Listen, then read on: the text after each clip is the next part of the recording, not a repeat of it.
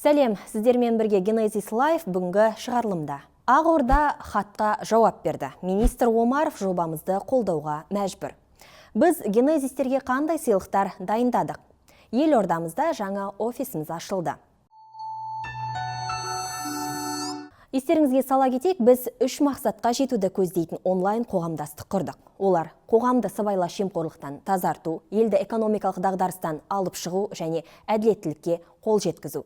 Егер мақсатымыз ортақ болса, genesis.kz сайтына өтіп, системаға тіркеліп, қатарымызға қосылыңыз. Біз үшін әрбір тіркелуші маңызды, сондықтан біздің тарапымыздан сізге жеке арнайы мынандай төсбелгі арқылы алғысымызды білдіреміз. Қазір сіздерге сыйлықтарды жақыннан көрсететін боламын. Достар, біздің Genesis системасына тіркелген әрбір адам Genesis статусына автоматты түрде ие болады деп айтқан болатынбыз. Және Genesisтерге біздің командамыздың атынан арнайы мынандай сыйлықтар бар. Бұл сыйлықтарды қараңызшы, қорапшаның өзі, түсі, дизайнның өзі тартымды, ерекше болып тұр. Және бұл дизайнды жасау үшін, білесіз бе, дизайнерлер 2 аптадан артық уақыт жұмыстанған болатын.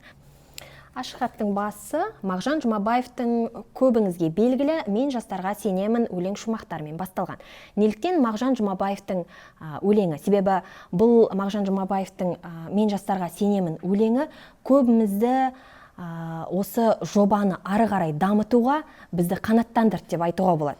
Және мына жерде Genesis системасының негізгі 3 мақсаты көрсетілген. Ол қоғамды сыбайлас жемқорлықтан тазарту, әділеттілікке қол жеткізу және елді экономикалық дағдарыстан алып шығу. Келесі Genesis системасының арнайы мынандай төсбелгісі.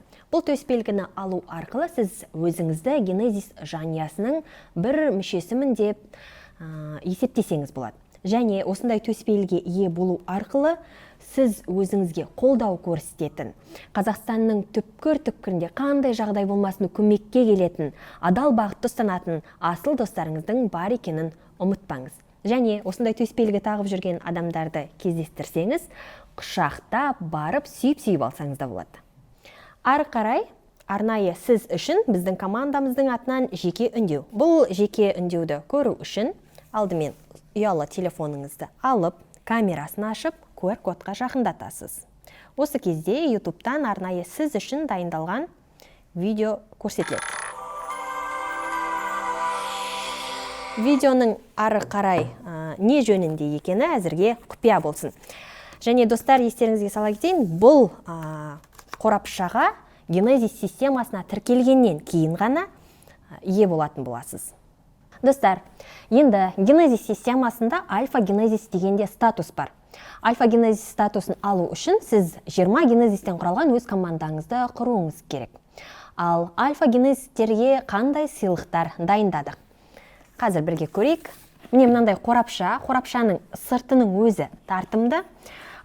Білесіз бе, бұл жай ғана қорапша болып көрінуі мүмкін. Дегенмен дизайнерлер арнайы осы қорапшаны сіз үшін сапалы, әдемі болу үшін көп жұмыстанды деп айтуға болады.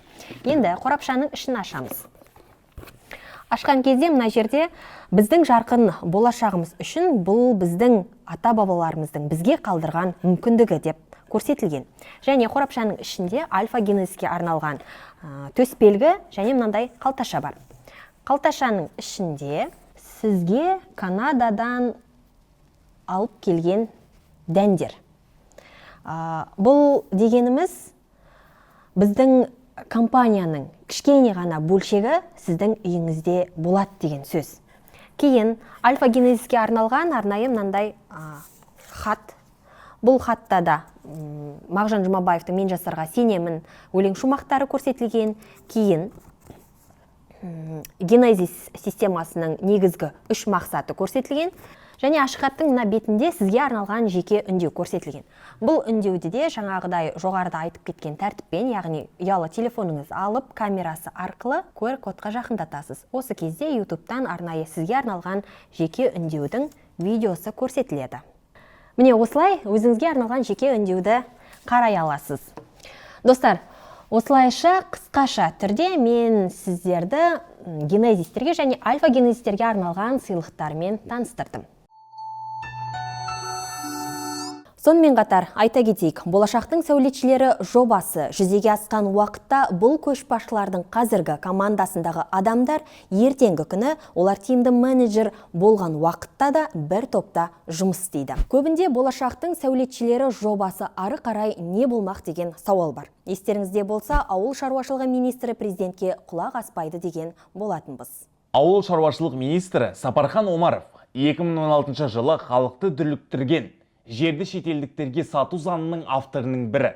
Сонымен бірге 2017 жылы солтүстік Қазақстандағы ең үлкен латифундистерінің бірін Сбербанк арқылы Ресей үкіметіне сатылып жатқан кезінде түк те шара қолданбаған адам.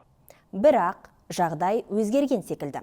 Бізді жақтаушылардың бірі виртуалды түрде президентке жүгініп, жалпы жобаның жүзеге асырылуы не болуда деген хат жолдаған. Бұл хат Ақордадан тікелей ауыл шаруашылығы министрі Сапархан Кесекбаевқа жолданды, және оған министр жауап беруге мәжбүр болды. Каиров Әлібек Мақсұтұлына. Қазақстан Республикасы ауыл шаруашылығы министрлігі ауыл шаруашылық мәдениетін дамытудың болашақ сәулетшілерінің жобасын қарастыра отырып, қор 2020 жылдың қазан айында Қазақстан Республикасының президенті Қасым-Жомарт Тоқаевқа жобаның мәнін ашқан хат жолдады. Мемлекет басшысының атынан Қазақстан Республикасы президент әкімшілігі басшысының орынбасары Сүлейменовтің төрағалығымен осы жобаны егжей-тегжейлі зерделеу үшін жұмыс тобы құрылды. Оның құрамында мүдделі мемлекеттік органдар мен қордың өкілдері кірді. Бүгінде жұмыс тобы осы бағытта жұмыс істеп жатыр. Оның нәтижелері мемлекет басшысына баяндалады. Қазақстан Республикасының 2007 жылы 12 қаңтарда қабылданған заңының 12 бабына сәйкес, жеке және заңды тұлғалардың өтініштерін қарау тәртібі туралы сіз өтінішті қарау қорытындысы бойынша қабылданған шешімдерге шағымдана аласыз. Министр С. Омаров. Құрметті Қасым-Жомарт Кемелұлы, ештеңеге қарамастан біздің болашақтың сәулетшілері жобасын ұмытпағаныңызға үлкен алғыс білдіреміз. Сіздің атыңызға арнайы петиция жарияладық. Бұл арқылы халықтың бізді қолдайтынын және тәуелсіз елдің ұрпақтарының елді экономикалық дағдарыстан алып шығуға дайын екендігін сөзбен емес, әрекетпен дәлелдегіміз келеді. Достар, ал егер петиция туралы білмейтіндеріңіз болса, genesis.kz сайтына тіркеліп, петицияны толық оқып шығып, қол қойсаңыздар болады. Сондай-ақ егер жобамызбен жақынырақ танысып, толығырақ мәлімет алғыңыз келсе, біздің елордада жаңа офисіміздің ашылғанын хабарлаймыз. Мекен жайымыз Аман 4. Бүгінге осы, аман болайық.